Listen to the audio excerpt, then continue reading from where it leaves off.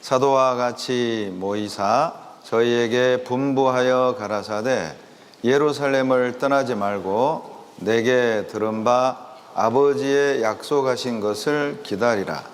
요한은 물로 세례를 베풀었으나 너희는 몇 날이 못되어 성령으로 세례를 받으리라 하셨느니라.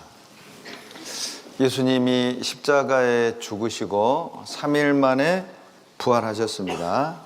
그리고 부활하신 주님이 40일 동안 제자들과 함께 계셨어요.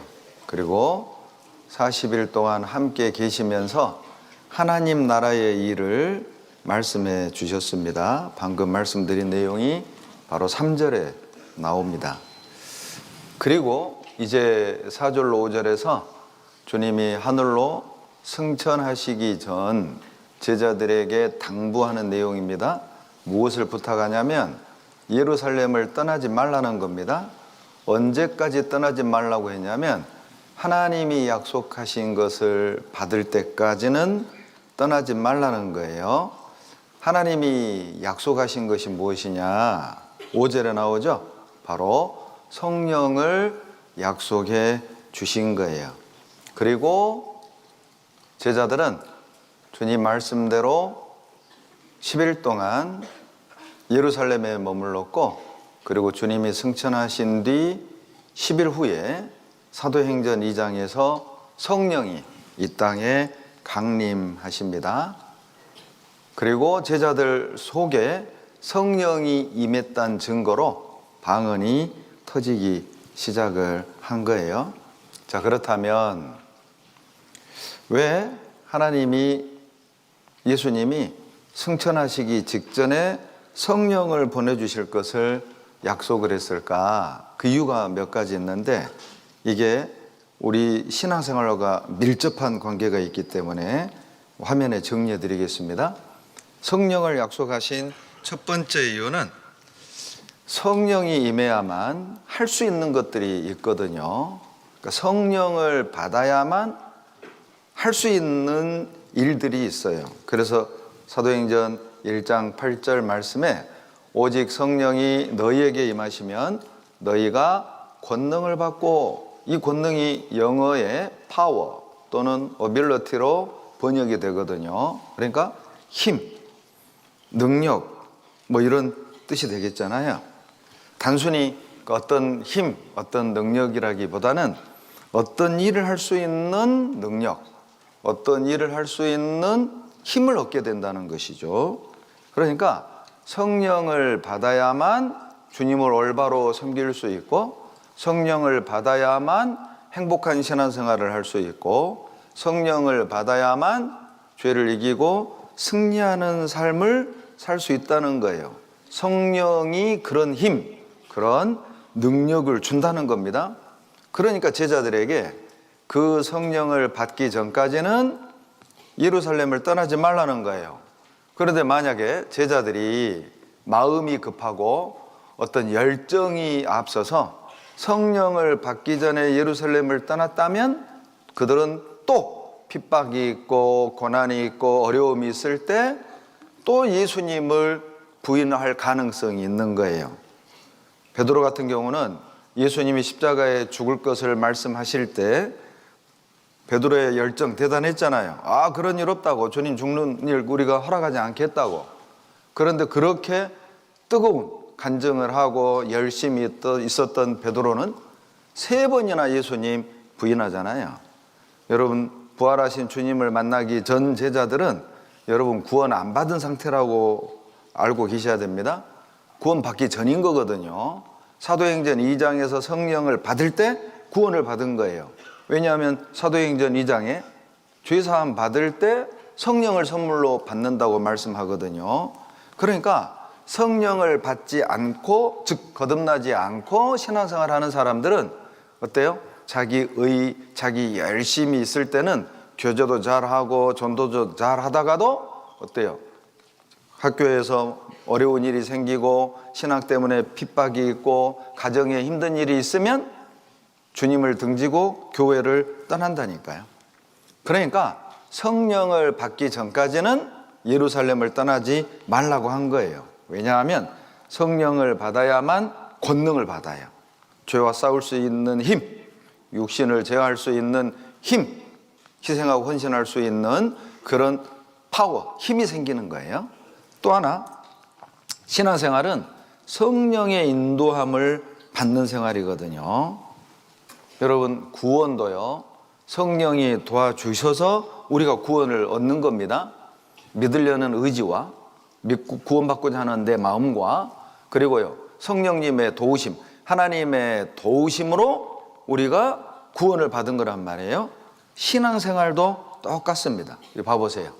여러분, 신앙생활도요, 비유를 들자면 망망대해를 자기가 노를 저어가지고 목적지로 나아가는 것, 얼마나 힘들겠어요. 자기가 직접 그 파도를 헤치고 노를 저어가지고 내가 원하는 목적지에 간다, 힘들겠죠. 그런데 성령의 도우심으로 하는 신앙생활은 어때요? 순풍의 돛담배와 같다는 거죠. 바람의 힘을 이용해서 어때요? 파도를 가르고 목적지로 향해 나아가는 이 범선처럼 구원도 성령의 도우심이 필요하지만 신앙생활도 성령의 도우심이 필요해요. 여러분, 발전소에서 계속 전기를 공급해 주니까 여러분 어때요? 마이크도 쓰고 그리고 LED도 쓰고 전등도 들어오고 말이죠. 똑같은 거예요. 우리가 매일의 삶 속에서 성령의 도우심으로 구원을 받고 구원받을 때 우리 안에 성령이 들어오지만 매일의 생활 속에서도 성령의 공급과 성령의 도움이 있어야만 신앙생활이 가능한 겁니다. 세 번째는요, 자기 속에 성령이 계심을 알 때 죄를 이길 수 있거든요. 자기 안에 성령이 계시다는 사실을 아는 사람들은요, 함부로 죄 못 지어요. 죄를 지으면서도요, 이거 내 안에 성령이 같이 보는데, 내가 보고 있는 거 성령도 같이 보고 있는데, 내가 듣고 있는 이거 성령도 같이 듣고 계시는데, 내가 지금 죄 지으러 가는 그 장소 지금 성령도 같이 가시는데, 이거 안다니까요. 내 안에 성령이 계신다는 걸 아는 사람들은 이제요, 행동에 제약을 받아요. 함부로 죄를 못 짓는다 그 말입니다. 그런데 그걸 모르는 사람들은요, 하나님이 안 보는 줄 알고 하나님이 없다는 착각 속에서 담대하게 죄를 짓는 겁니다. 보세요. 그렇다면 언제 성령이 오느냐? 죄사함 받을 때 성령이 옵니다. 사도행전 2장 38절 다 같이 읽을까요? 베드로가 가로되 너희가 회개하여 각각 예수 그리스도의 이름으로 세례를 받고 죄사함을 얻으라. 그리하면 성령을 선물로 받으리니.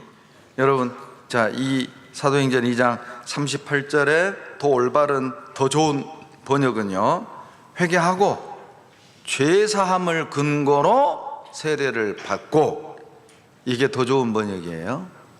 회개하여 죄사함을 근거로 세례를 받고, 그러면 성령을 선물로 받는다는 거예요. 여하튼 언제 우리가 성령을 받느냐? 뭐 산에서 기도하고 금식을 하고, 목사님은 과거 거듭나기 8년 전에 8년 동안 장로교를 다녔거든요. 목사님도 성령 받으려고 산에 올라가서 기도도 하고 금식 기도도 하고 새벽 기도도 하고, 막 통성이라고 하는 건 소리 지르면서 하는 기도예요. 통성 기도도 하고, 철야, 날새기로 기도하는 거예요. 철야 기도도 하고, 그렇게 막 열심히 해야 성령을 받는 건 줄 알았다니까요. 그러다가 89년에 구원을 받을 때, 하나님 말씀 보니까 거듭날 때 성령 받는 거잖아요. 구원 받을 때 성령 받는 거거든요. 죄사함 받을 때 성령을 받는 거예요. 여러분, 구원의 확신은요, 나의 어떤 지혜, 어떤 나의 의지만으로 확신을 갖는 게 아닙니다. 믿고자 하는 내 의지, 그리고 성령님의 도우심이 있었기 때문에 자기 구원에 대한 확신이 흔들리지 않는 거예요. 죄사함을 깨달을 때, 구원을 받을 때, 거듭날 때 성령이 우리 안에 들어오신 거라니까요. 그리고 또 다른 표현을 말하면 듣고 믿을 때 성령이 우리 안에 들어오는 겁니다. 여러분, 죄사함 받은 사람, 그리고 그 사실을 말씀을 통해 듣고 믿은 사람은요, 안에 딱 성령이 들어와 계셔요. 사도행 요한복음 7장 39절에 믿는 자의 받을 성령이라고 그랬거든요. 성령은 언제 받느냐? 믿을 때 받는 거예요. 누구에게 성령을 주시느냐? 믿는 자에게 성령을 주신다니까요. 그러니까 여러분 보세요. 어떻게 성령을 내 안에 충만히 채울 수 있을까? 성령의 능력이 내 안에 충만하게 채워지게 하는 비결은 뭐냐? 간단하죠. 믿으면 되는 거잖아요. 그러죠? 주일 말씀 들으면서, 수요일 말씀 들으면서, 토요교제 말씀을 들으면서, 또 이 동계수련의 말씀을 들으면서 오늘 말씀을 듣고 그 말씀을 믿음으로 받는 사람은요, 뭐하고 똑같냐면 핸드폰을 충전지에 꽂는 것과 같아요. 그러죠? 자, 핸드폰 건전지가 배터리가 30이었어요. 30. 그런데 전기에 탁 꼽으면 어때요? 1시간, 2시간, 3시간 지나면 50, 60, 90, 100 풀 충전. 그것과 같아요. 여러분, 우리가 동계수련을 한다? 주일 말씀을 듣는다? 토요교제를 한다? 그건 무엇과 같냐면 여러분, 성령의 탁 충전지를 꼽는 것과 같아요. 그리고 이제 그 말씀을 듣고 믿는 사람들은 어때요? 이게 이제 충전, 풀 충전이 되는 거라니까요. 그런데 지금 이 시간에 똑같은 장소에 앉아 있는데 어떤 사람들은 말씀에 관심이 없어요.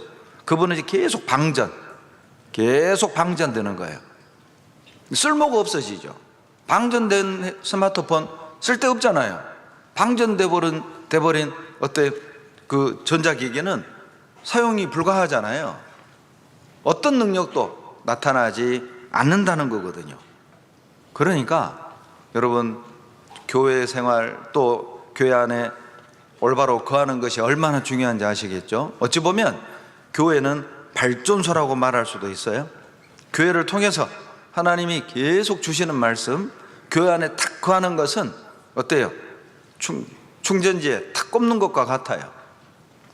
그리고 이제 계속 성령 충만으로 채워가는 겁니다. 또 다르게 비유한다면 여러분, 교회는 주유소와 같다니까요. 여러분, 자동차 운전할 때 어때요? 휘발유가 점점 줄어드는 거예요. 바닥을 향해 가요. 주유소 가야 되잖아요. 주유소에 가서 어때요? 풀로 딱 기름을 채우면 원하는 목적지까지 안심하게 가죠. 교회는 주유소와 같은 거예요. 그 안에서 성령이 채워지는 겁니다. 여기 보시면요, 한 번 들어오신 성령은 여러분 절대 나가지 않습니다. 구약 때 성령은 함께하는 성령이었어요. 위드, 그러죠? 순종하면 함께 했다가 불순종하면 떠났잖아요. 그러죠? 그런데 신약의 성령은요, 인 안에 들어와 버려요. 들어오신 성령은 결코 떠나지 않습니다. 요한복음 14장 17절에 진리의 영이요 우리 안에 딱 들어오면 우리 안에 계속 거하시는 거예요. 그러니까 이 가운데요, 거듭남에 확신 있는 사람, 죄 사함을 확실히 믿는 사람은요, 지금 안에 성령이 들어와 계시는 거라니까요. 그 성령이 하시는 일이 뭐냐? 이런 일을 합니다. 가장 중요한 일이 뭐냐면 병 고치고 방언하고 그런 일 안 해요. 죄송한데요, 귀신도 방언합니다. 사단도 병 고치는 능력이 있다니까요. 성령의 제1 사역이 뭐냐면 방언하고 기적을 행하고 그게 아니라 복음을 깨닫게 하는 거예요. 이것이 성령의 제1 사역입니다. 고린도전서 2장 13절 다 같이 읽습니다. 우리가 이것을 말하거니와 사람의 지혜에 가르친 말로 아니하고 오직 성령의 가르치신 것으로 하니 신령한 일은 신령한 것으로 분별하느니라. 여러분, 신령한 일은 신령한 것으로 분별하는 거예요. 하나님의 말씀은 성령의 도우심이 있어야만 분별한다. 하나님의 말씀은 성령이 도와주셔야만 깨닫는다. 그런 뜻입니다. 성령의 첫 번째 사역이 뭐냐? 나도 거듭났구나, 나도 구원받았구나, 내 죄도 사함받았구나 믿도록 도와주는 거예요. 이것이 가장 중요한 성령 제1 사역인 거예요. 그리고요, 성령은요, 내가 하나님의 자녀임을 증거합니다. 그래서 로마서 8장 16절에 보면 성령이 친히 우리 영으로 더불어 우리가 하나님의 자녀인 것을 증거하시나니. 그러니까 우리 안에 성령이 딱 들어오면 하나님을 아버지라고 담대하게 부를 수 있는 거예요. 내 아버지라고, 나의 아버지라고. 그런데요, 이게 확신이 없는 사람, 성령이 안에 임하지 않는 사람들은요, 그런 확신이 없다니까요. 성령이 하는 일이 뭡니까? 아, 내가 하나님 자녀구나, 내가 이제 하나님 백성이 되었구나, 그 확신을 성령이 갖게 합니다. 그리고 성령이 하시는 또 하나의 일은 예수님을 증거해요. 그러니까 성령이 들어오면 예수님에 대해서 말이 많아진다니까요. 자, 요한복음 15장 26절 다 같이 읽겠습니다. 내가 아버지께로서 너희에게 보낼 보혜사 곧 아버지께로서 나오시는 진리의 성령이 오실 때에 그가 나를 증거하실 것이요. 저도요, 장로교를 8년 다닐 때는 제가 제 가족 전도를 못했습니다. 제가 5남 2녀의 6번째인데 제 위로 형님들, 형님 3분, 누님, 밑으로 여동생, 어머니 계셨는데 저희 집은 불교였어요. 또 유교 제사도 지내고. 그런데 장로교를 다니면서도 한 번도 제 가족에게 예수님에 대해서 말해본 적이 없어요. 한 번도 교회 가자고 말해본 적이 없다니까요. 왜냐? 나 자신도 구원의 확신이 없었거든요. 내 안에 성령이 없었거든요. 그런데 89년에 구원에 대한 확신이 딱 들어온 순간, 성령이 내 안에 딱 들어온 순간 가장 큰 변화가 뭐였느냐? 우리 가족 어떡하지? 우리 어머니 어떡하지? 우리 형들 어떡하지? 그리고 그때부터 예수님에 대해서 말하기 시작하는 겁니다. 어머니, 구원받고 저랑 천국 가셔야 됩니다. 그리고 어머니는 말씀을 듣고 구원을 받으셨어요. 그리고 형님들은요, 10년, 13년, 여동생은 30년 만에 구원을 받았어요. 말하지 않을 수가 없습니다. 왜냐? 성령이 하시는 일이 뭐냐? 예수님을 증거하거든요. 성령이 내 안에 들어왔는데 사랑하는 사람들에게 예수님에 대해서 말을 안 한다? 그 성령이 없다는 뜻 아니겠어요? 그러니까 오늘 이 말씀은요, 성령이 하시는 일이기도 하지만 내 안에 성령이 있는지 없는지를 체크할 수 있는 체크리스트이기도 해요. 성령이 하는 일이 이런 일이라면 내 안에 성령이 들어와 있다면 나도 그 일을 하게끔 돼 있잖아요. 성령이 하는 일이 예수님을 증거하는 일이라면 내 안에 성령이 있다면 나도 예수님을 증거하게 되지 않겠어요? 그렇잖아요. 또 하나, 성령이 하는 일은 주님의 뜻을 증거하는 거예요. 주님의 뜻을 증거해요. 주님의 말씀을 증거하는 일을 합니다. 그래서 사도행전 20장 23절에 성령이요, 바울에게 말해줍니다. 깨닫게 도와줍니다. 오직 성령이 각 성에서 내게 증거하여 결박과 환난이 나를 기다린다 하시나. 너 이대로 가면 너 결박당한다, 너 감옥에 갇힌다, 너 환난 받는다. 성령이요, 깨닫게 해주는 거예요. 주님의 뜻을 깨닫게 도와주는 거예요. 그러니까 성경을 읽다 보면 뜻이 이해가 되잖아요.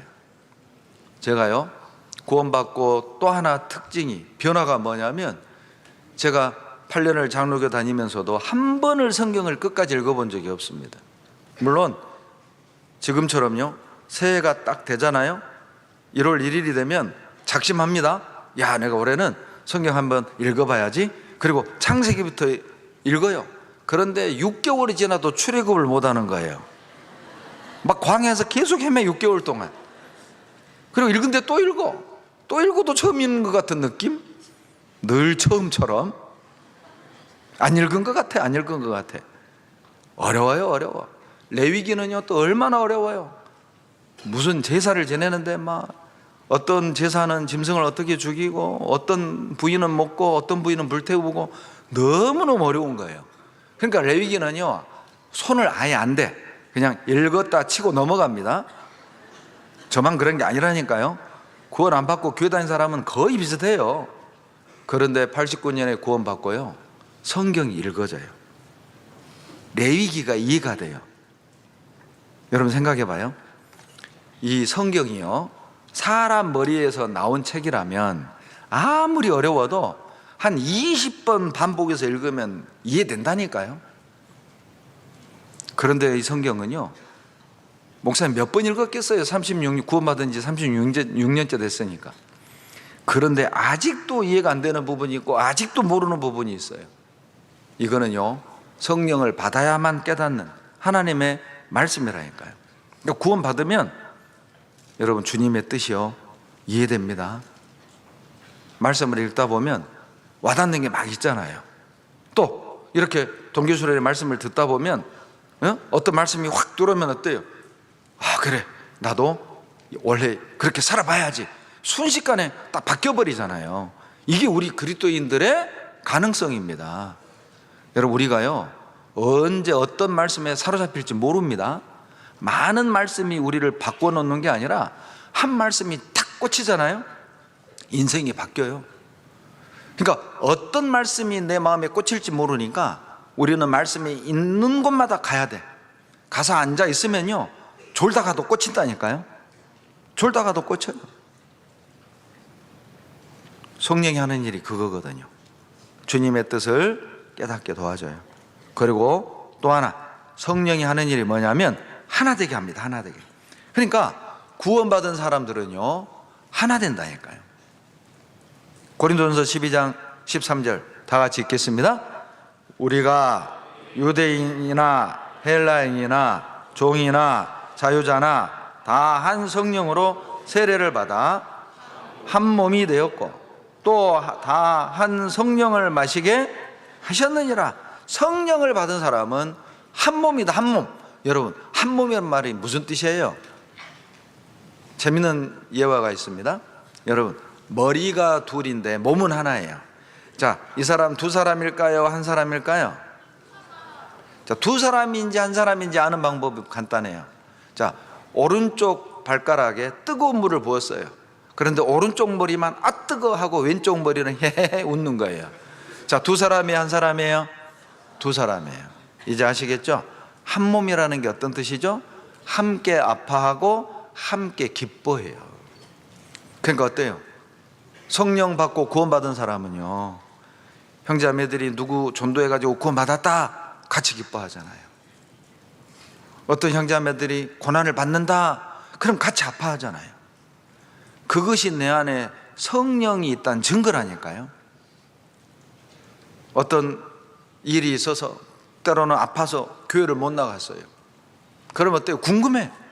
오늘 어떤 형제자매가 나왔을까? 오늘 어떤 형제자매가 못 나왔을까? 오늘은 교회에서 무슨 일이 있었을까? 무슨 말씀을 전했을까?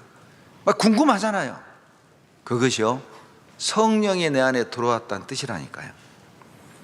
형제자매들이 고난 가운데 있든 말든 누가 구원받든 말든 교회 안에 어떤 일이 일어나는지도 관심이 없다. 죄송합니다. 성령이 없을 수 있어요. 성령의 특징이 뭡니까? 성령 받은 사람은 하나 되는 거 하나. 맞죠? 자석이 쇠를 당기잖아요. 성령 받은 사람들은요 서로 당긴다니까요. 하나 된다니까요. 그리고 또 하나, 성령이 하시는 일은 영원한 기업의 보증이 되셔요. 그래서 에베소서 1장 13절로 14절에 또한 믿어 약속의 성령으로 인치심을 받았으니 이는 우리의 기업의 보증이 되사. 여러분, 좀 어려운 표현이죠? 기업의 보증이다. 그 말은, 자, 우리가 충성되게 주님을 섬기면 하나님의 상급 영광이 있다는 그 확신, 그리고요 우리가 구원받은 사람들은요 하나님의 어떤 영광을 상속받을 상속자라는 확신, 이런 확신이 있단 말이에요. 그러니까 구원을 확실하게 받고 성령이 이 안에 있는 사람들은요, 뭐 구원 안 받은 친구들과 비교해서 구원 안 받은 친구들은 막 집도 넓고 아빠가 막 좋은 직장에 막 좋은 차 타고 다니고 우리 아빠는 지금 15년째 티코 몰고 다니고 그것도 문짝이 막 찌그러져 가지고.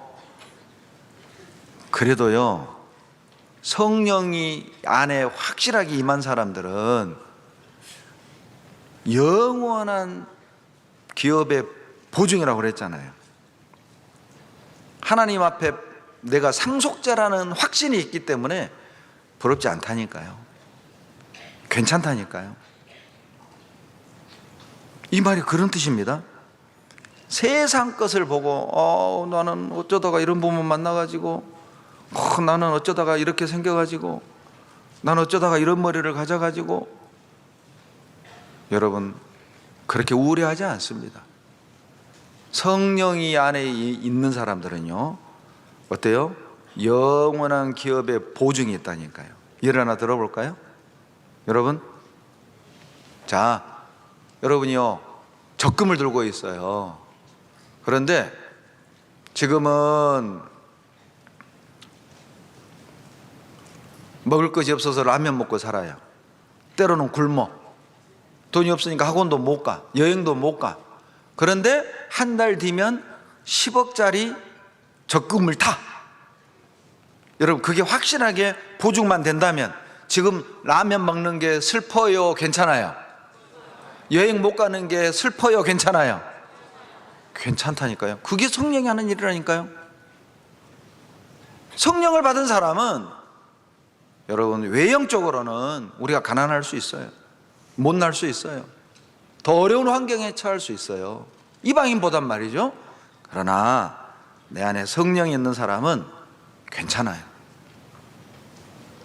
왜?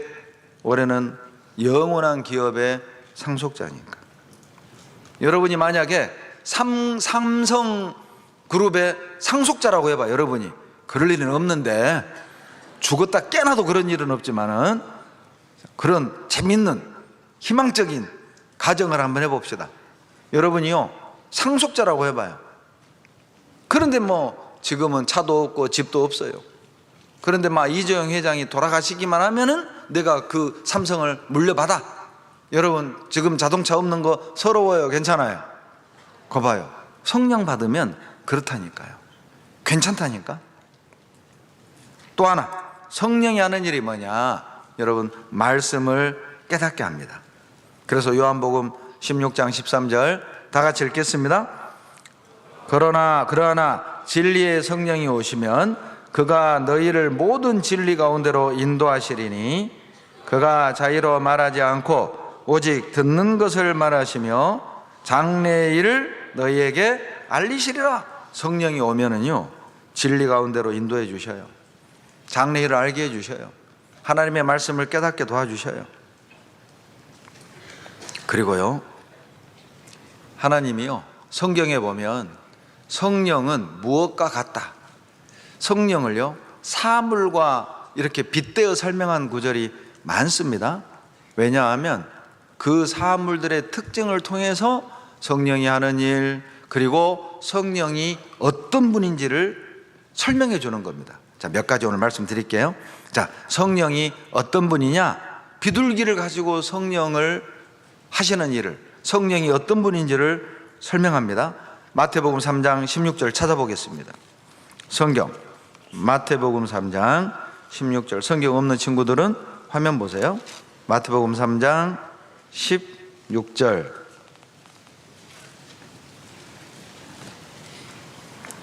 (3장 16절) 같이 읽습니다. 예수께서 세례를 받으시고 곧 물에서 올라오실새 하늘이 열리고 하나님의 성령이 비둘기같이 내려 자기 위에 임하심을 보시더니. 왜 성령을 비둘기 같다고 말했을까요? 여러분, 비둘기의 그 특성이요, 성령의 사역이나 성령을 설명하기가 아주 쉬워요. 이거 보시면, 첫째, 비둘기는 평화의 상징이죠. 이제 무슨 뜻인지 알겠어요? 성령이 우리 마음에 임하잖아요. 어때요? 사람들과 평화롭게 지내요. 화평해요. 누군가를 그렇게 미워하고 누군가를 그렇게 항상 이렇게 예민했던 사람, 그냥 기분 나쁘면 그냥 얼굴을 쉽게 화를 내고 불켰던 사람도요, 여러분 구원을 받고 성령 받잖아요. 점점 바뀝니다. 평화로운 사람으로, 화평하는 사람으로 바뀐다니까요.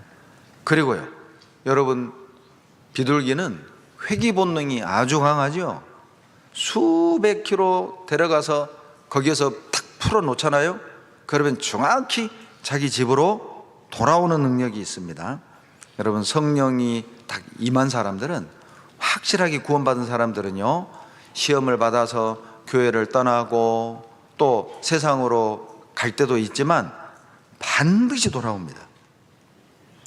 그리고요, 성령을 받고 구원을 받은 사람은요, 말씀으로, 교회로, 교제로 우리의 마음이 향하게 돼 있다니까요. 향하게 돼 있어요. 그것이 성령의 특징입니다. 여기 보면 비둘기가 얼마나 빠르냐, 시속 100km 이상으로 날 수가 있다는 거예요. 그러니까 성령이 딱 들어오면요, 어때요? 죄에서 신속하게 도망갑니다. 죄를 단칼에 탁. 목사님도요, 8년을 장로교 다닐 땐 그렇게 그리스도인이 해서는 안 될 행동들, 목사님도 그런 잘못된 습관이 있었거든요. 근데 그걸 그렇게 버리고 싶고 끊고 싶어도 안 되는 거야, 안 되는 거야. 새벽마다 가서 회개해도 안 돼. 그런데요, 89년 소월 8일 구원받은 그 날 이후로 한 번도 지금까지 전에 즐기던 그 습관을 해본 적이 없다니까요.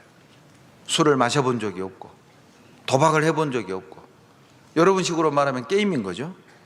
게임을 해본 적이 없고, 구원받은 이후.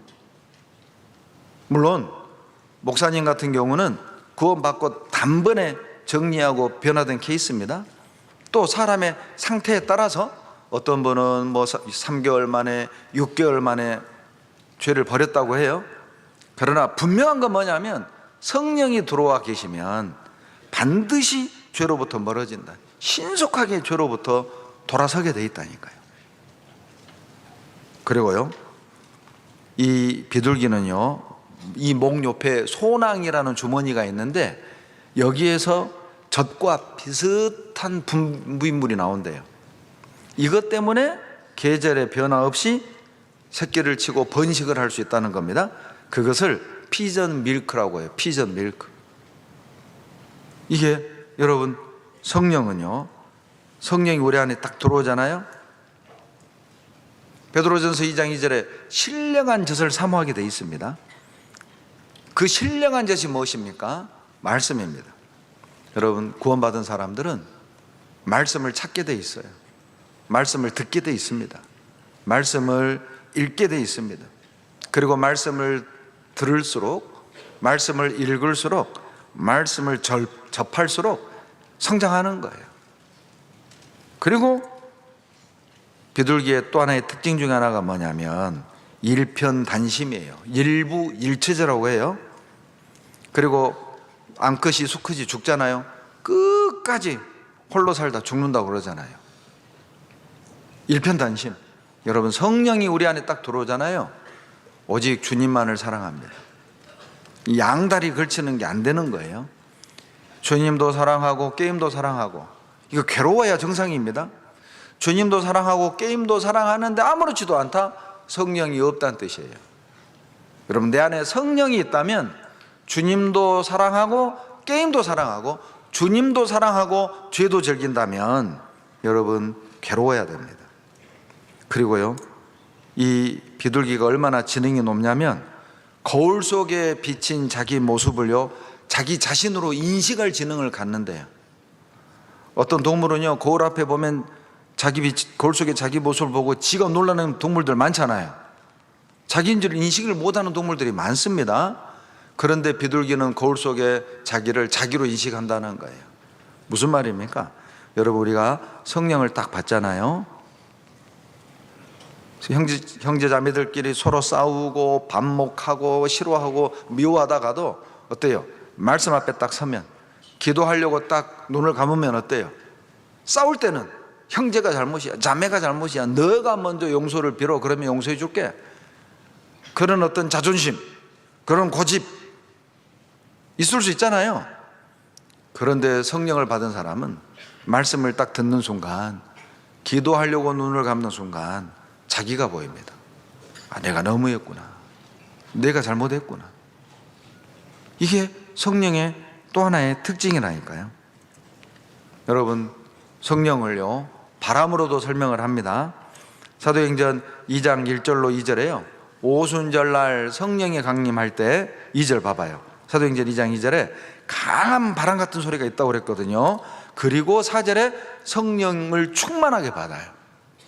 그래서 이 성령을 받을 때 강한 바람 같은 소리가 슉 났던 것 같아요.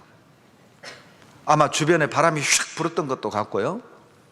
그러니까 왜 성령을 바람으로 또 비유를 했을까? 보시죠. 여러분, 강한 바람이 강하게 불면 어때요? 큰 배도 밀려가잖아요. 이거 한번 봐보세요. 이게 태풍의 위력입니다.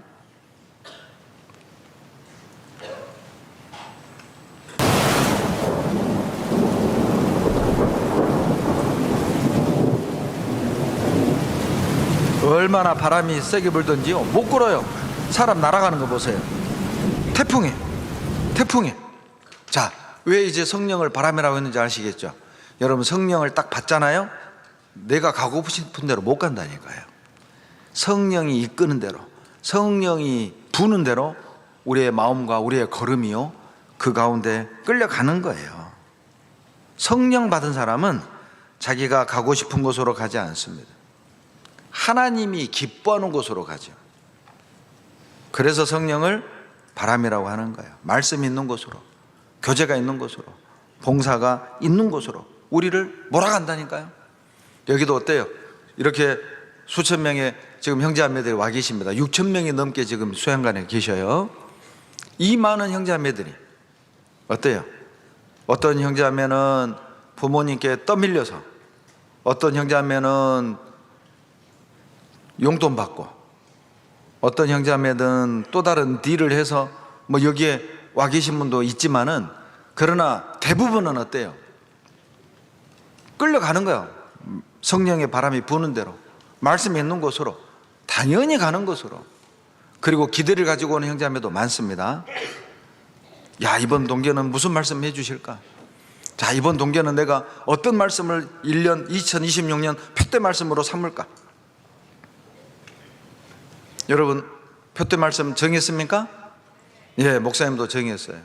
목사님 딸이 어제 편지를 써줬는데, 그 편지에서 인용해 준 성경 구절이 내 마음에 너무 와닿아가지고 이사야 26장 3절을 딱 올해 표대로 딱 삼았어요. 여기는 그런 형제자매들도 있다니까요.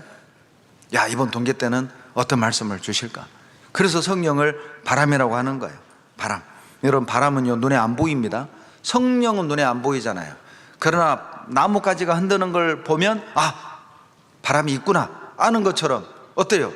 내 안에 성령이 있다는 걸 어떻게 합니까? 변화가 있잖아요. 뭔가 움직여. 내 마음이 움직여. 내 행동, 내 발이 움직여. 교제로 가. 내 손이, 내 눈이 성경을 봐. 이런 변화가 있잖아요. 이거 봐보세요. 바람은 눈에 보이지 않지만 나뭇가지가 흔들리는 것을 보고 알고 변화가 일어나는 걸 보고 알잖아요. 성령이 그렇습니다. 바람은 눈에 안 보이지만 어때요? 바람이 불면 어때요? 바람에 의해서, 이걸 풍화작용이라고 하죠. 세상에 바위도 깎는 거 봐봐요. 이렇게 바위도 이렇게 깎아버리거든요, 바람이. 그러니까 이걸 보면 눈에 보이지 않지만 바람의 존재를 알잖아요. 사물이 변화되는 걸 보고 현상을 통해서 보이지 않는 바람을 아는 것처럼 내 안에 성령이 임한 걸 어떻게 합니까? 우리가 변하는 거예요. 조금씩 변하는 거예요. 없던 마음도 생기고요, 형제자매 사랑하기도 하고요, 전도하기도 하고요, 그리고 말씀에 깨달아지기도 하고요, 죄를 지으면 괴롭기도 하고요. 이거 봐봐요. 여기 보시면 바람이 불면은요 어때요? 길거리에는 쓰레기를 싹 다 몰아가잖아요. 그러죠? 그래서 성령을 바람이라고 하는 겁니다. 성령이 내 안에 딱 들어오잖아요. 더러운 죄들과 습관들, 게으름들을 딱 몰아가 정리해버립니다. 이거 봐봐요. 바람이 이렇게 셉니다. 태풍이 불었는데 세상에 바닷가에 놓은 50톤짜리 테트라포트를 들어서 길 위에다 올려놓은 거예요. 올려다만 놓은 게 아닙니다. 그걸 또 불어가지고 터널에다 집어넣어버린 겁니다. 이게 50톤짜리입니다. 바람이 이렇게 무섭다니까요. 여러분 이거 한번 봐보세요. 길거리에 있는 쓰레기 싹 몰아가는 거예요. 이게 바람입니다. 바람이 불면은요 싹 몰아가는 거예요. 그리고 귀퉁이로 싹 모으잖아요. 여러분 이 성령을 바람이라고 말한 이유가 뭡니까? 내 안에 있는 쓰레기들 있잖아요. 내 안에 있는 합당치 못한 생각들, 내 안에 있는 합당치 못한 습관들, 성령이 딱 들어오면 그걸 살살살살 몰아가는 거예요. 쓰레기통으로 몰아가는 거예요. 더러운 것들을 제거해 가는 거예요.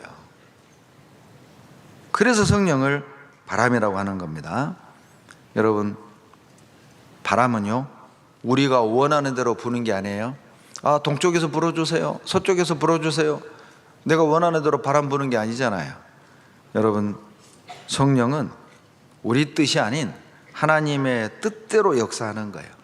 내가 원하는 때 역사하는 게 아니라 하나님이 원하는 때, 하나님이 보실 때 가장 좋은 때 역사하는 거예요. 그래서 성령을 바람이라고 하는 겁니다. 그러니까 여러분 믿으셔야 된다니까요. 하나님 왜 제 기도 안 들어주세요? 왜 우리 부모 구원 안 해주세요? 왜 내 안에 있는 이런 문제를 해결해 주지 않으세요? 여러분 절망할 필요 없습니다. 의심할 필요 없습니다. 우리가 확실하게 믿어야 되는 게 뭐냐면 내가 원하는 때 들어주시는 게 아니라 나에게 가장 좋은 때 들어주신다. 바람은 내가 원하는 때 원하는 방향으로 불 수 있는 게 아닌 것처럼 성령은 하나님의 때, 하나님의 원하는 방법, 나에게 가장 좋은 때 일하시고 역사하시는 거예요. 그걸 반드시 믿으셔야 됩니다. 그리고요 성령을 물이라고 설명을 합니다. 요한복음 7장을 찾습니다. 요한복음 7장 38절 39절 요한복음 7장 38절 39절 같이 읽습니다. 나를 믿는 자는 성경의 이름과 같이 그 배에서 생수의 강이 흘러나리라 하시니 이는 그를 믿는 자에 받을 성령을 가리켜 말씀하신 것이라. 예수께서 아직 영광을 받지 못하신 고로 성령이 아직 저희에게 계시지 아니하시더라. 오순절 성령 강림 이전엔 제자들 안에 성령이 없었다니까요. 그러니까 구원받은 상태가 아닌 겁니다. 그리고 예수님이 말씀하시기를 나를 믿는 자는 그 안에서 영생하도록 솟아나는 생수가 솟아날 거다. 뭘 말하는 거냐?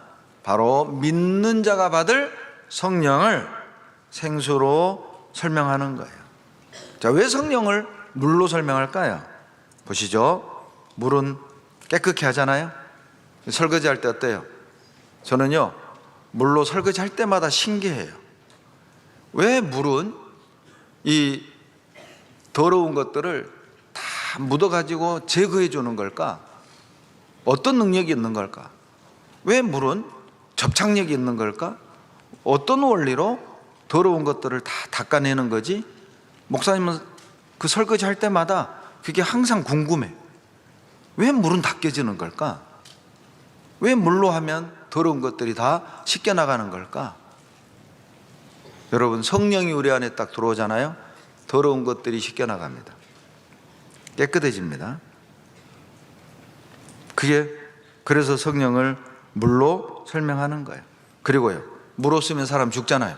생명을 유지시키죠. 여러분 성령이 도와주셔야만 구원받을 수 있다니까요. 성령이 도와주지 않으면 우리가 힘있게 신앙생활 할 수 없어요. 생명력 있게 신앙생활을 할 수 없습니다. 그러니까 여러분, 매일 기도할 때 성령을 충만하게 역사해 달라고 기도하셔야 돼요. 왜요?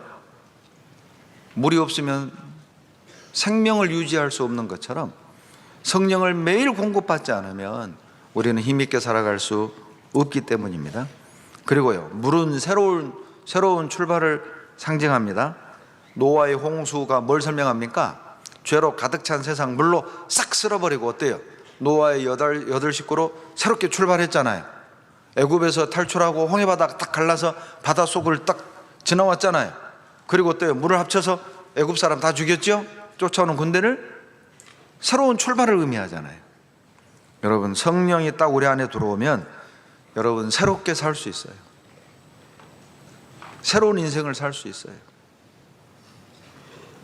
목사님이 그 경험을 하고 있는 거예요. 목사님 삶은 구원 전과 구원 후로 완전히 나뉩니다. 마치 인간 역사가요, 예수님을 기준으로 BC, Before Christ, AD, 아노 도미니, 예수님 오신 후로, 인류 역사가 예수님 오시기 전, 오신 후로 갈라지는 것처럼 여러분, 모든 사람이요, 마음 안에 BC, AD가 있어야 됩니다.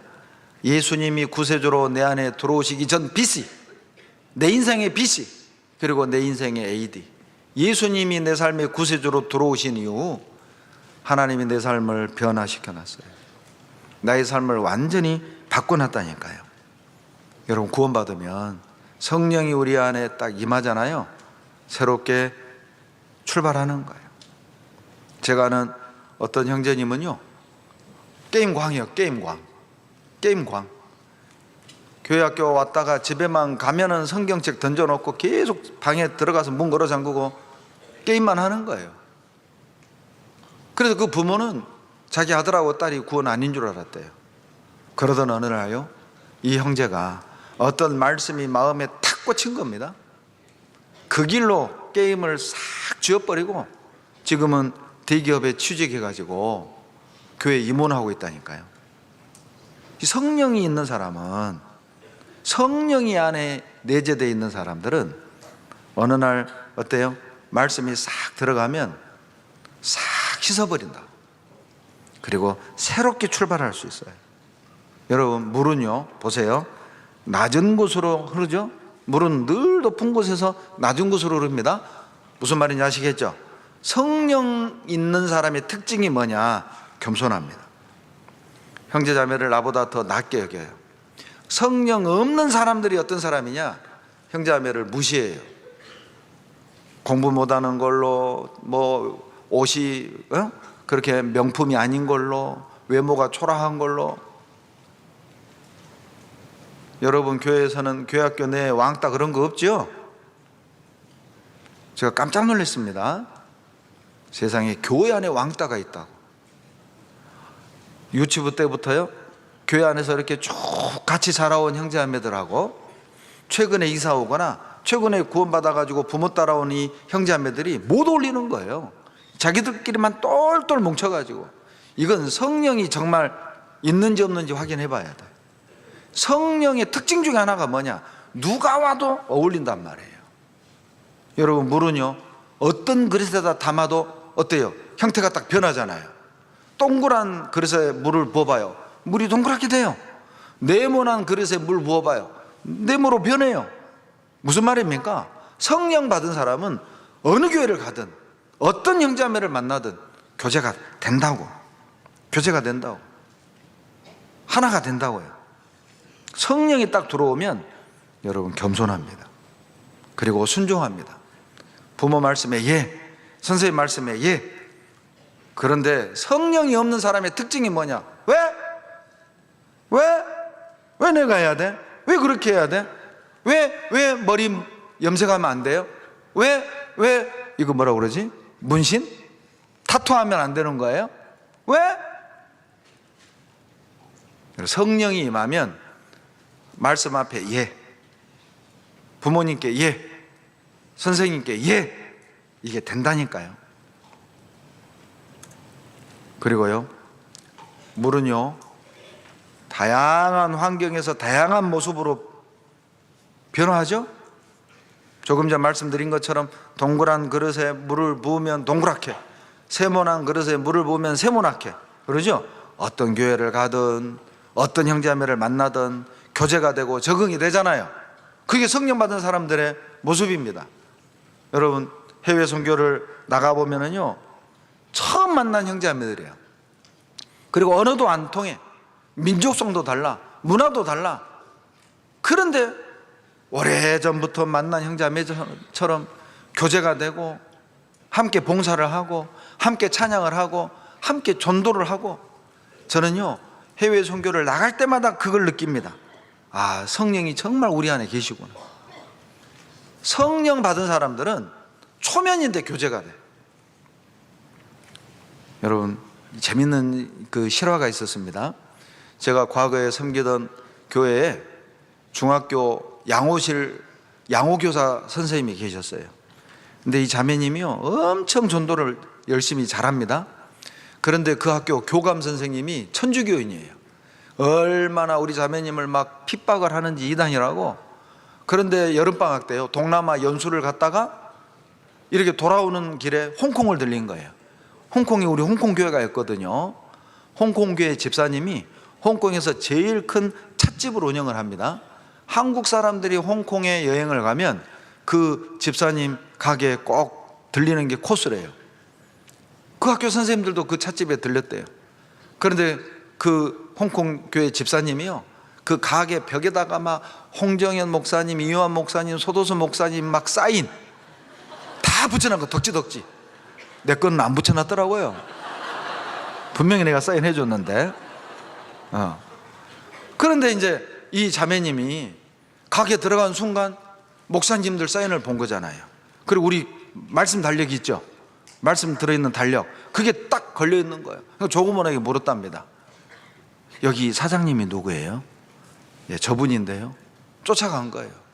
사장님, 혹시 교회 다니세요? 예, 교회 다닙니다. 어디 다니십니까? 예, 저 대한예수교 저 침례 홍콩교회 다니는데요. 선배님, 저는 광주교회예요. 그리고 그 자리에서 둘이 막 부둥켜 안고 엉엉 울었대. 그걸 교감이 본 거예요. 그리고 우리 자매님께 그랬대요. 김 선생 믿음이 진짜네. 자기는 천주교인이지만 해외여행 나가가지고요, 길거리에 회에 나가서 천주교인 만나가지고 천주교인이세요? 천주교인이에요. 한 번을 한 적이 없다, 한 번을. 그런데 김 선생은 같은 믿음, 같은 형제자매라고 감격해하는 걸 보고 다르다, 진짜다. 여러분, 성령 받잖아요. 처음 만났는데 감동받아, 눈물이 나. 형제자매라는 이유로. 그것이 성령의 특징입니다. 가끔요, 이제 이사를 어떤 사유로 이사를 가서 교회가 옮겨지는 상황이 있잖아요. 그런데 이제 전에 교회하고 새로 이사 온 교회, 이게 좀 여러 가지 좀 다른 환경 때문에 적응을 이렇게 못하는 모습을 보면 저는 개인적으로 좀 안타까워요. 그럴 수는 있는데, 그런데 구원받은 사람인데, 말씀이 갖고 성령이 있는데 그렇게 교제 깊숙이 못 들어오고 힘들어하는 걸 보면 좀 안타까워. 그럴 필요 없습니다. 여러분 꼭 기억하세요. 성령은 물과 같아서 어느 교회든 어느 누구하고든 교제가 되는 거예요. 적응이 되는 거예요.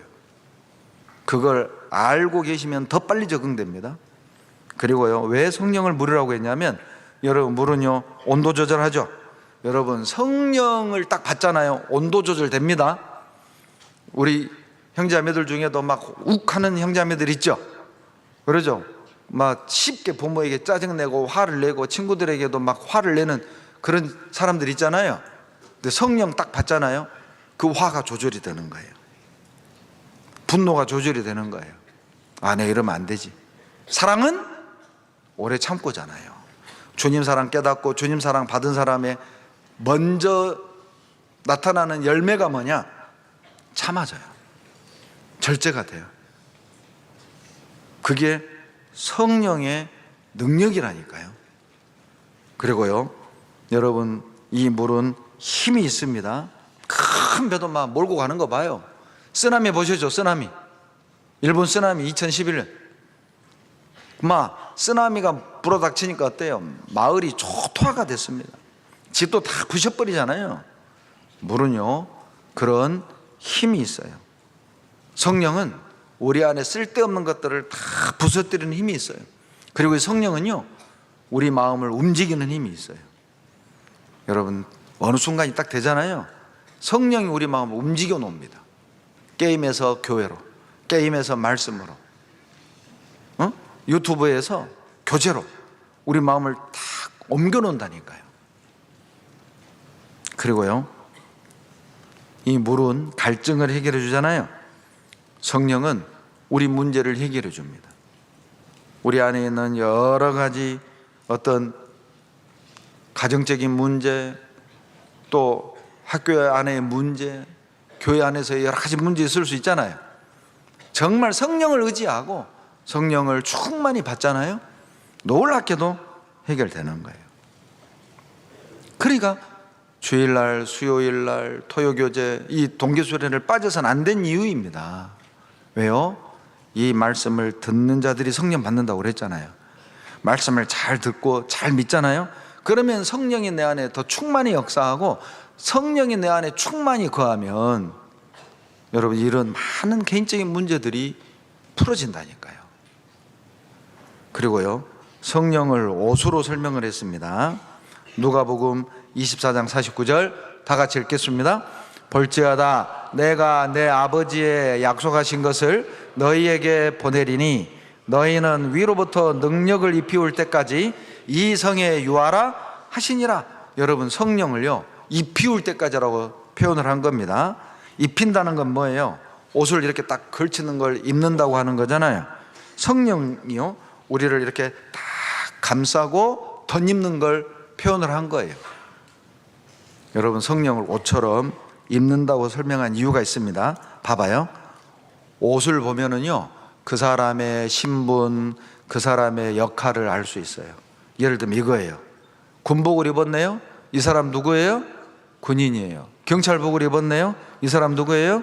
경찰이에요. 옷을 딱 보면 그 사람의 정체성을 알 수가 있습니다. 무슨 뜻입니까? 성령 받고 구원받은 사람은 세상 사람들이 딱 보면 다르네 안다니까요. 우리를 보면 구원받은 걸 안다니까요.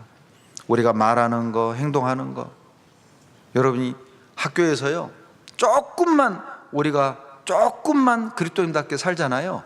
금방 확 튀는 겁니다. 왜냐하면 세상이 너무 악하고 어둡기 때문에 우리가 조금만 착하게, 우리가 조금만 어려운 친구들 돕고요, 그리고 선생님께 순종하고요, 인사 잘 하잖아요. 그러면 확 튀는 거예요. 야, 넌 다르다. 넌 요즘 학생답지 않다. 넌 뭔가가 다르다. 제가요, 89년에 구원을 받고 제가 우리 어머니 다음으로, 우리 가족 다음으로 전도한 분이 제 친구 아버지예요. 그분은 제가 다니던 사립학교 그 재단의 중학교 교감이셨어요. 서울대 수학과를 나오시고 수학선생이셨어요. 근데 제 친구 아버지인데 제가 어려울 때 저를 그렇게 많이 도와주셨어요. 그리고 저를 큰아들처럼 아주 예뻐해 주셨다고요. 그런데 이분이 제일 싫어하는 사람이 누구냐면 교회 다니는 사람이에요. 교회 다니는 사람에게 상처를 너무 많이 받아가지고 교회 다니는 사람을 제일 싫어해요. 그런데 제가 구원을 받고 그 아버지 전도하러 집에 갔어요. 그런데 말을 못 하겠는 거예요. 왜냐하면 교회 다니는 사람을 너무 싫어하니까 내가 만약 예수 믿자고 얘기했다가는 형기야, 너 이제 우리 집 오지 마라, 이렇게 말할 뿐이에요. 제가 결혼하고도 또 전도인이 돼서 서울종안교회, 동해교회, 강원도 동해교회로 가가지고도 명절 때만 되면 시골에 와서 꼭 아버님 집에 가서 전도하러 갔어요. 근데 말을 하지 못하고 돌아왔어요. 내가 너무너무 사랑하니까. 여러분, 인간적으로 너무 사랑해도 전도하기가 어렵습니다. 좀 대충 사랑하세요. 너무 존경하고 너무 사랑하니까 그 관계 깨지는 게 싫어. 그러니까 말을 못하는 거예요. 그러던 어느 날 아버님이 푹 맞아 쓰러졌어요. 그 소식을 듣고 저는 깨달았어요. 이거 징계다. 그리고 그 길로 아버님 집에 뛰어가서 무릎을 꿇고 제가 얘기했어요. 아버님, 구원 받으셔야 됩니다. 그냥 쫓겨날 각오하고. 그런데 놀라운 말씀을 하셨어요. 어떻게 하고 마냐? 깜짝 놀란 거예요. 옆에 계시던 어머니도 깜짝 놀랐습니다. 이 어머니가 한 말입니다. 아니 여보, 3일 전에 고 교장이 와가지고 당신 예수 믿자고 하니까 쫓아냈다는 거예요. 뭐라고 쫓아냈냐면, 이 양반아, 내 5대조 할아버지가 천국 지옥 분리과장이야. 당신이나 신경 써고 쫓았대. 그런데 어떻게 배 목사 얘기는 듣냐고. 그때 그 아버님이 저에게 했던 말이 있어요. 배 목사, 너의 하나님은 내가 믿겠다. 형기, 너의 하나님은 내가 믿으마. 아셔요. 제가 어떻게 학교를 다녔고 어떻게 공부를 했는지 그 아버님이 나를 너무 잘 알아. 형기, 너의 하나님은 믿겠다. 그리고 말씀을 듣고 구원을 받으셨어요. 너무너무 신앙생활 잘 하시다가 천국을 가셨어요. 그리고 그 친구도 제가 전도한 24년 만에 구원을 받고. 여러분, 우리가요, 성령을 옷이라고 설명한 이유가 뭐냐면, 구원받은 사람은 딱 보면 달라야 되는 거예요. 야, 너는 좀 다르다. 너는 요즘 학생과 좀 다르다. 너는 교회 다니는 다른 아이들과 좀 다르다. 뭔가 학교에서도 좀 모범이 되고, 청소도 좀 하고, 선생님께 인사도 잘하고, 순종도 잘하고, 숙제도 좀 잘하고, 공부도 좀 열심히 좀 하고, 이게 뭔가 좀, 그리고 기도하고, 그리고 쉬는 시간에 성경 보고, 남들 다 게임할 때, 스마트폰 볼 때 책 보고, 하고 싶으면 집에 가서 혼자 있을 때 하고, 남들 볼 때는 좀 책 좀 보고, 일부러라도. 이게 뭔가 좀 달라야 된다니까요. 그러니까 성령을 옷으로 설명한 거예요. 딱 보면 알아야 돼. 아, 그리스도인이구나. 이거 봐봐요.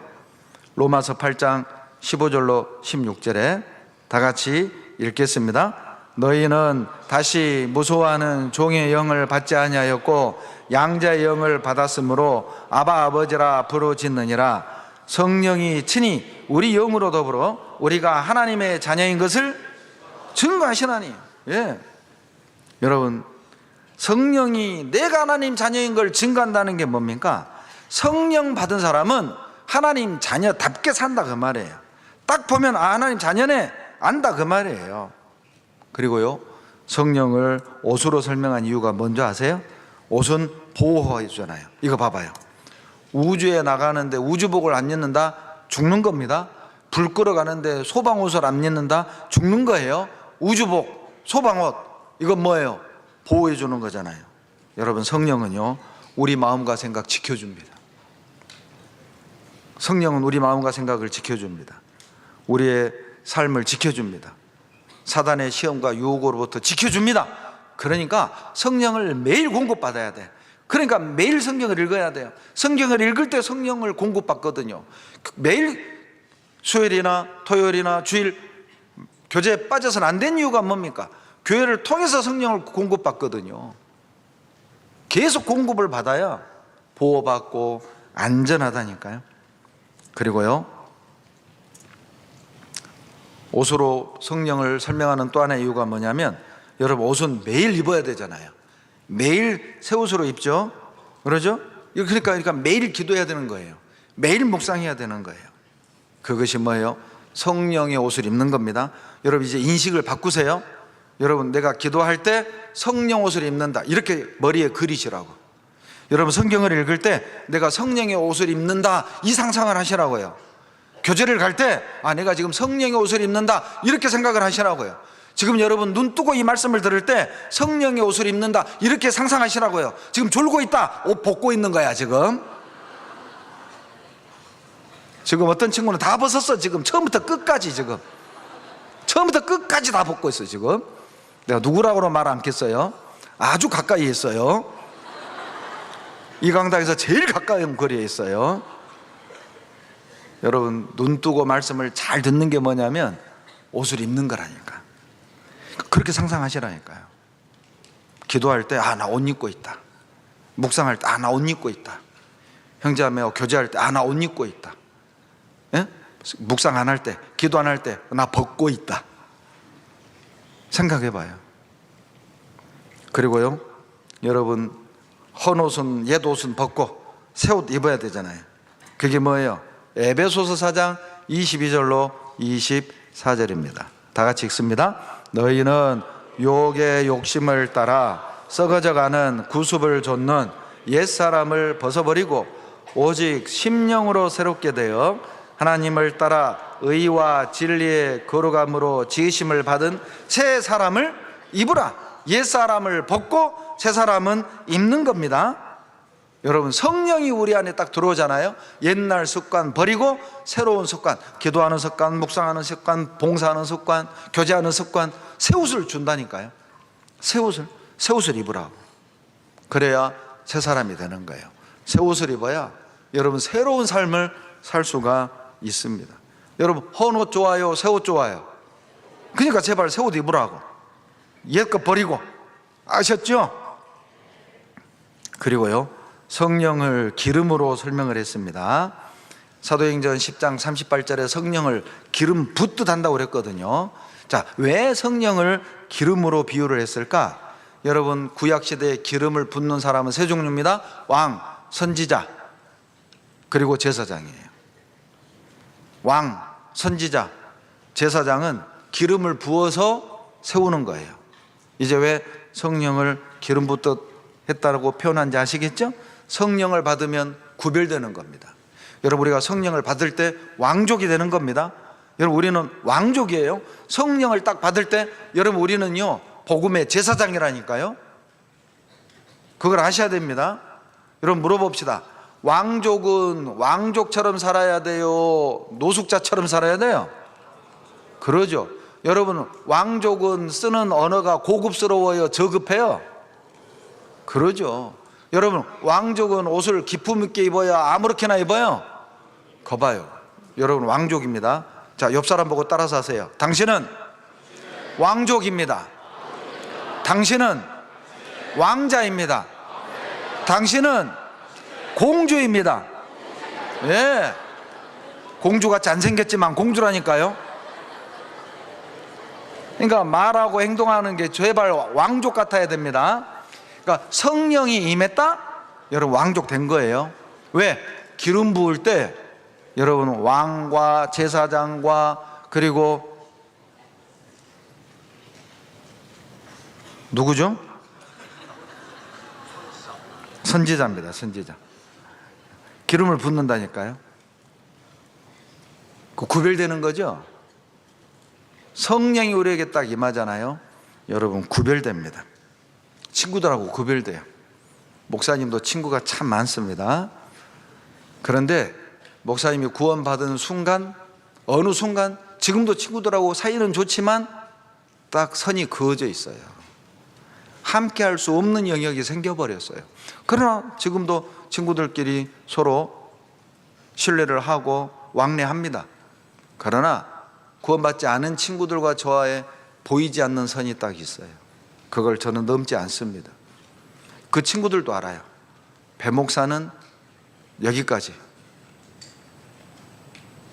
보이지 않는 선이라는 게 딱 생겨요.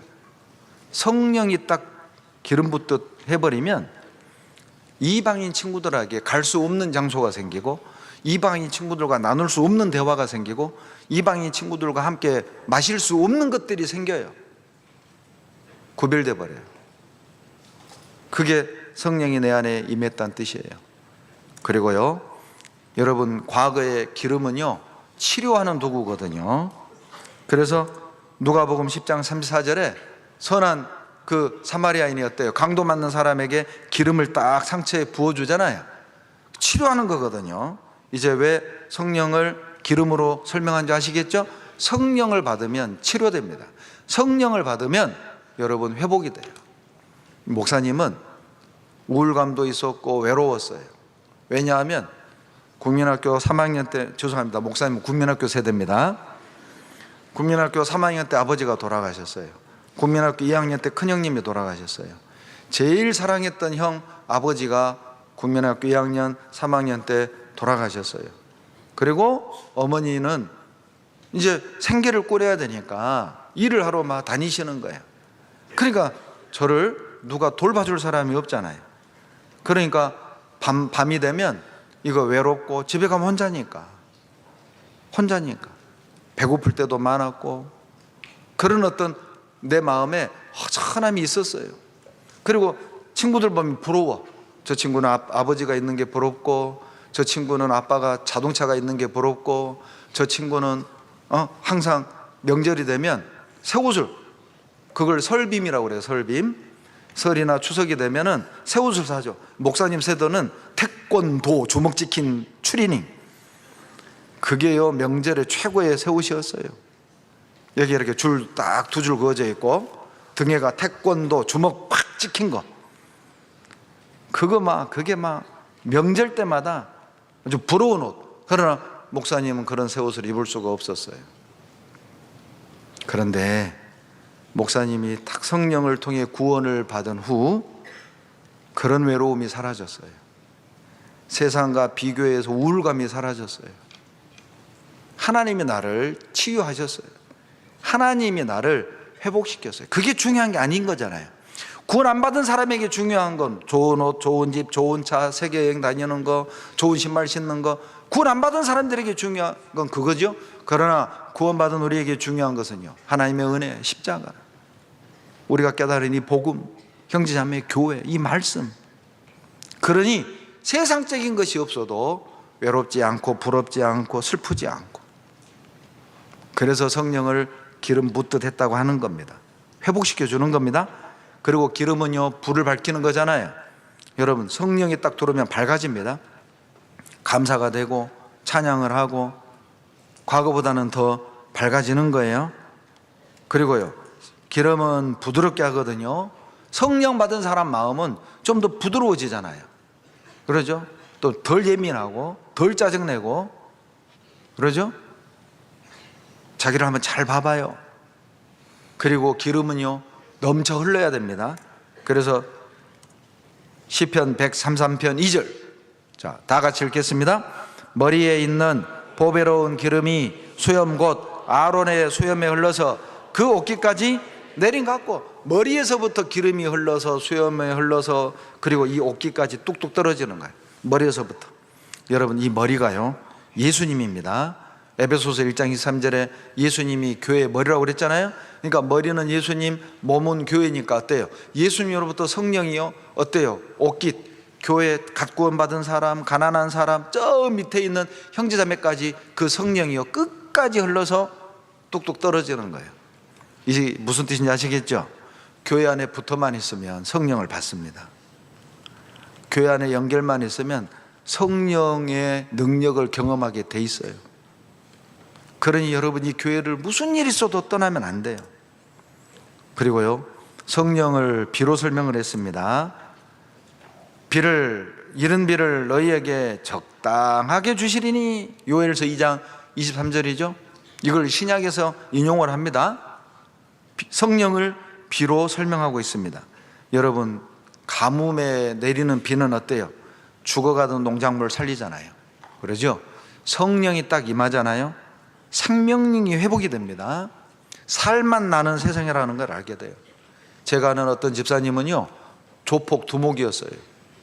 그런데 이분이요 돈 잃어, 건강 잃어, 그리고 이제 자살을 하려고 자동차로 강에 뛰어들려고 핸들을 확 꺾었어요, 다리 위에서. 그런데 이게 차가 강으로 뚝 떨어져 죽어야 되는데 다리에 탁 걸린 거예요. 안 죽었대. 그래가지고 이제 병원에 입원을 한 거예요, 다쳐서. 근데 하필 옆에 형제님이 입원한 거예요. 그러니까 형제님이 옆에 아침마다 막 찬송을 불러. 나는 지금 죽으려고 날짜 잡아놨는데 이쪽에서는 아침마다 찬송을 불러. 화가 나더래요. 뭐가 그렇게 좋다고 노래를 부르냐고.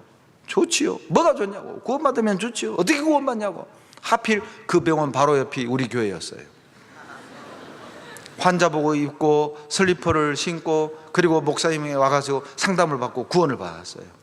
그 집사님 간증입니다. 나에게 해줬던 간증이에요. 구원받고 딱 나오는데 하늘이 아름다운 걸 처음 봤대. 가로수가 이렇게 예쁜 걸 자기는 처음 봤다는 거예요. 여러분, 구원을 딱 받잖아요. 성령이 딱 임하잖아요. 살아야 될 이유가 생기는 겁니다. 이제 살아야겠다. 죽고 싶었던 사람이 성령을 받으면 살아야겠다. 성령이 들어오면 이 지긋지긋한 이 세상, 불공평했던 이 세상이 아름다운 세상으로, 세상이 바뀌는 게 아니라 성령이 나를 바꿔놓는다니까요. 왜 행복해집니까? 가난 때문에 자살을 했던 사람이 구원을 받았습니다. 그런데 구원받고 행복해지는 거예요. 왜요? 돈이 생겨서 행복해지는 게 아니라 돈 없는 건 그대로야. 내 마음을 바꿔놓은 겁니다. 돈 없어도 괜찮아. 가진 거 없어도 괜찮아. 여러분, 이 성령은 놀라운 거라니까요. 그 삶이 가능하다니까요. 그러니 성령을 받으면 행복할 수밖에 없어요. 감사할 수밖에 없어요. 이거 보세요. 비가요, 씨앗을 자라게 합니다. 그러니까 성령은요, 우리의 믿음과 신앙을 자라게 합니다. 그리고 비는 하늘에서 내리잖아요. 성령은 내가 어떻게 만들 수가 없어요. 하나님이 주셔야만 받는 거라고요. 그러니까 우리는 구해야 돼요. 성령 충만을 구해야 돼요. 그리고 말씀을 읽고 기도를 해야 돼요. 교제를 해야 돼요. 왜? 교회와 말씀은 통로, 파이프. 성령의 능력을 공급해주는 파이프와 같아요. 기도하지 않는다? 성경을 읽지 않는다? 교제를 가지 않는다? 파이프를 잠근 겁니다. 그러니 성령의 능력이 임할 수가 없죠. 말라 죽는 겁니다. 비가 안 내리면 말라 죽는 거잖아요. 그래서 성령을 비라고 한 겁니다. 비를 맞아야 자라잖아요. 비가 내려야 살잖아요. 비는요, 때에 맞게 내려야 생명을 살립니다. 다 같이 신명기 11장 14절 같이 읽습니다. 여호와께서 너희 땅에 이른 비 늦은 비를 적당한 때에 내리시리니 너희가 곡식과 포도주와 기름을 얻을 것이요. 여러분, 비를요, 이른 비 늦은 비 적당한 때 주는 겁니다. 어떤 사람들은요, 비가 빨리 오면 아이고 쓸데없이 비가 빨리 왔네, 비가 늦게 오면 아이고 이렇게 비가 늦게 와, 이렇게 불평하잖아요. 그런데 이 성경 잘 봐요. 비가 빨리 오면 빨리 오는 것이 적당한 거고, 비가 늦게 오면 늦게 온 게 적당한 거예요. 제가 제 가족 전도하는데요, 형님들이 10몇 년 만에, 누나는 24년 만에, 여동생은 30년 만에 구원을 받았습니다. 그런데 가끔 생각해 보면은요, 왜 내가 89년에 구원받고 전도했을 때 바로바로 구원해 주지 않으셨을까? 왜 10몇 년 뒤에, 24년 뒤에, 왜 30년 뒤에 구원해 주셨을까? 지금 생각해 보면 그게 적당했던 거예요. 만약에 일찍 구원받았다면 교회를 떠날 일이 너무너무 많아, 힘든 것들이 너무너무 많아. 그 어려움과 그 위기 다 지나가게 하고 이제 구원받으면 이렇게 신앙생활 할 수 있는 그 시점에 딱 구원해 주는 거라고.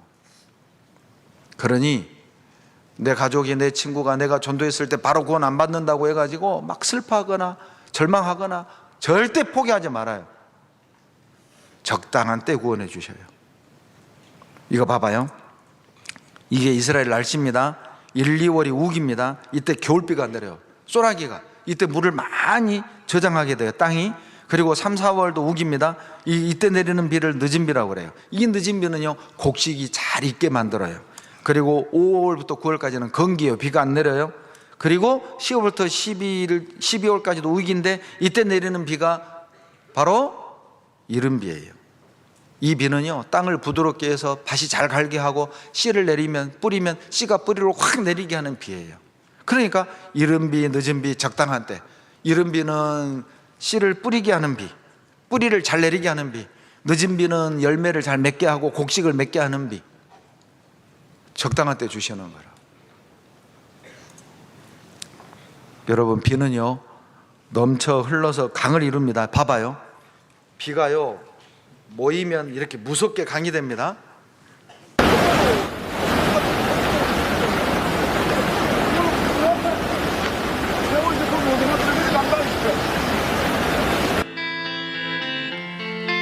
이 빗물이 모이면 이렇게 범람을 하게 되고 무서운 강물을 이루게 됩니다.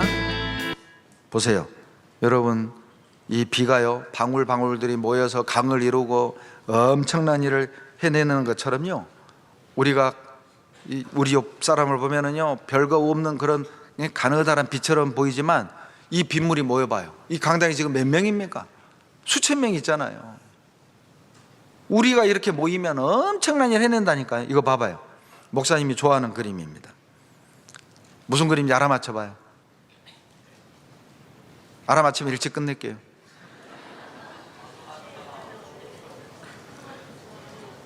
알아듣게 얘기를 하세요. 자, 이거 봐봐요. 그래요, 그래. 그래. 여기 보면 낭떠러지에 한 사람이 떨어져 죽어가요. 이 사람을 살리기 위해서 한 사람이 내려와요. 근데 혼자 못 내려오잖아요. 근데 봐봐요, 이렇게 많은 사람들이, 이 앞에 있는 사람들은 최선을 다해 도와주고, 자, 이 사람 봐봐. 지금 남들 다 돕고 있는데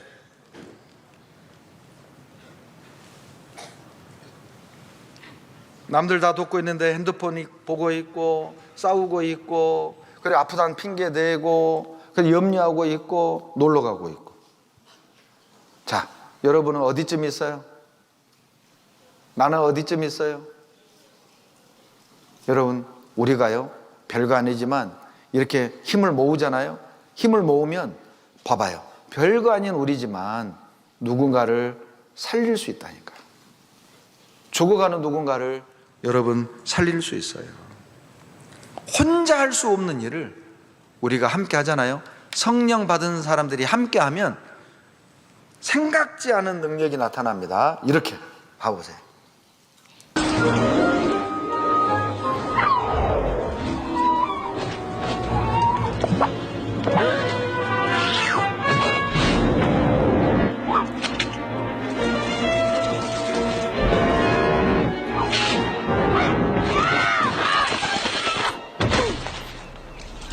털 다 뽑혔어요.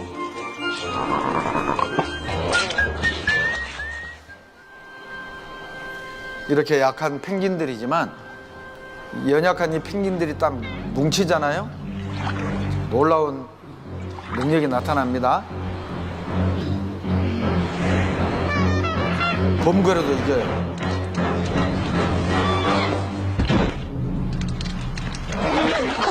It's smarter to travel in groups.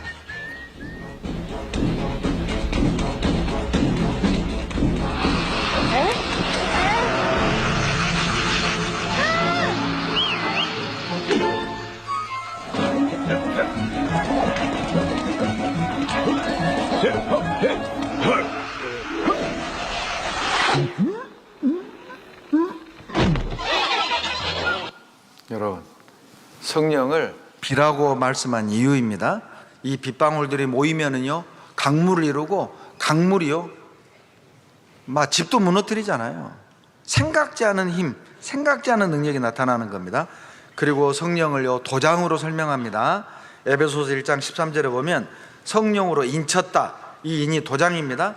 여러분, 도장은 소유를 표시하죠. 이거 봐봐요, 제 서재에 있는 책에는 다 이 도장이 찍혀 있어요. 보세요, 배현기 책. 여러분, 이 책은 누구 거예요?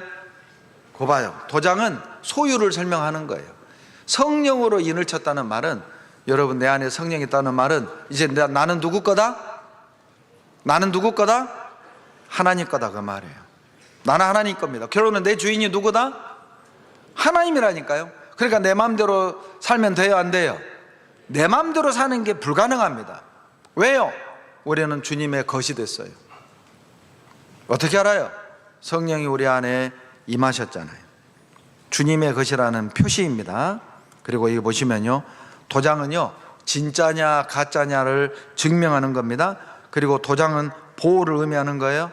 로마 시대에는요, 봐봐요, 이 무덤에다가 왕의 황제 도장을 이렇게 탁 찍었다, 누구도 손 못 대는 거예요. 누구도 손 못 대. 손 댔다가는 죽는 겁니다. 그러니까 성령으로 인쳤다는 말은 성령이 우리를 지켜주고 보호한다는 뜻이 있어요. 마귀가 우리를 어떻게 못합니다. 그리고 도장은 변치 않는 약속이잖아요. 하나님의 약속은 변하지 않습니다. 우리의 구원은 취소되지 않는다는 뜻입니다. 한 번 얻은 구원은 절대 이루어지지 않아요. 그리고 성령을 술로 설명한 경우도 있습니다. 에베소서 5장 18절 다 같이 읽습니다.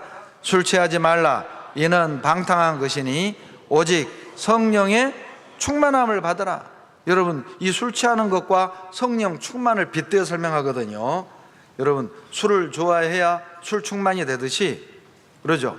성령을, 말씀을 좋아하면 어때요? 교회를 좋아하면, 교제를 좋아하면 충만하게 된다니까요. 술을 좋아해야 술을 충만하게 먹을 거 아니에요. 술 많이 먹어야 술 충만이 되겠죠? 그러죠? 말씀을 많이 읽어야, 그러죠? 그리고 기도를 많이 해야 성령 충만이 되겠잖아요. 그리고요, 술 취한 사람은 고통을 못 느낍니다. 술 취해가지고 막 넘어져서 얼굴이 막 상처 나는데도 모르잖아요. 깬 뒤에 알죠. 그러죠? 여러분, 성령이 충만하잖아요. 고통을 이겨요. 사도행전 7장 55절에 보면 스데반 집사가 성령이 충만했을 때 59절로 60절에 유대인들이 돌로 쳐 죽였잖아요. 돌에 맞아 죽어가면서 스데반은 용서해달라고 기도했습니다. 여러분, 성령 충만이 무엇입니까? 알랄랄랄라 방언하는 게 아니에요. 성령 충만이 뭐냐면 고통을 이겨요. 그게 성령 충만입니다. 성령 충만이 뭡니까?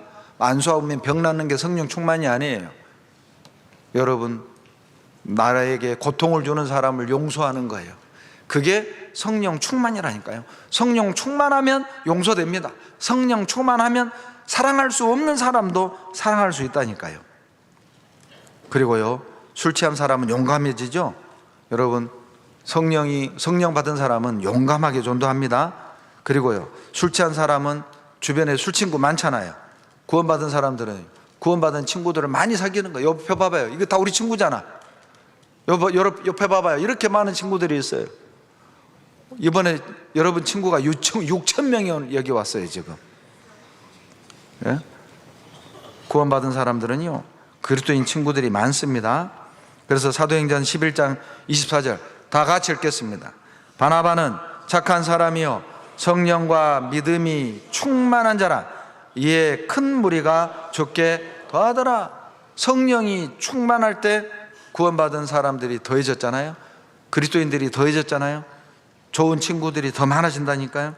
그리고요, 술 취한 사람은 술의 힘에 이끌려 가는 것처럼 성령 충만한 사람은 그 말씀에 끌려가는 거예요. 그리고 술 취한 사람은 걸음걸이만 봐도 알죠. 저 사람 취했구나. 성령 충만한 사람은 살아가는 모습, 학교 생활하는 모습, 가정 생활하는 모습만 봐도 알아요. 구원받은 사람인지 알아요.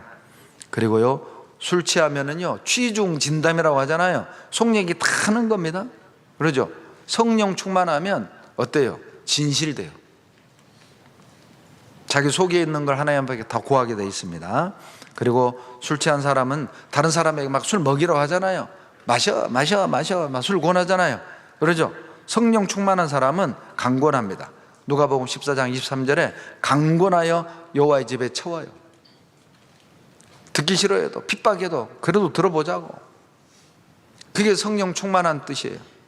성령 충만한 사람은요, 친구들이 싫어해도 가족이 막 핍박해도 신앙을 포기 안 해요. 전도를 포기 안 한다니까요. 그것이 성령 충만입니다. 강권하십시오. 그리고요, 술 취해 본 사람은 술을 계속 먹고 싶어 하죠. 교제하고 싶어 하고 말씀 읽고 싶어 하고 말씀 듣고 싶어 하고, 그게 성령 충만한 뜻입니다. 여러분, 술 취하려면 술이 있는 곳으로 가야 되죠. 성령 충만하려면 주일날, 수요일날, 토요일날 교회를 가야 됩니다. 동계 수련회 때 공주에 와야 됩니다. 학예 소양회 때 공주에 와야 된다니까요. 그러면 충만해지는 겁니다. 여러분, 구원받은 사람은 그래서 성전인 거예요. 다 같이 읽겠습니다. 너희가 하나님의 성전인 것과 하나님의 성령이 너희 안에 거하시는 것을 알지 못하느냐? 우리 안에 성령이 계시니까 성전이죠. 우리 몸은 이제 성전인 겁니다. 그러니까 기억하세요. 내가 보는 걸 성령도 본다. 내가 먹는 걸 성령도 먹는다. 내가 가는 곳에 성령도 따라간다. 이 사실을 꼭 기억하셔야 됩니다. 자, 이거 보셔요.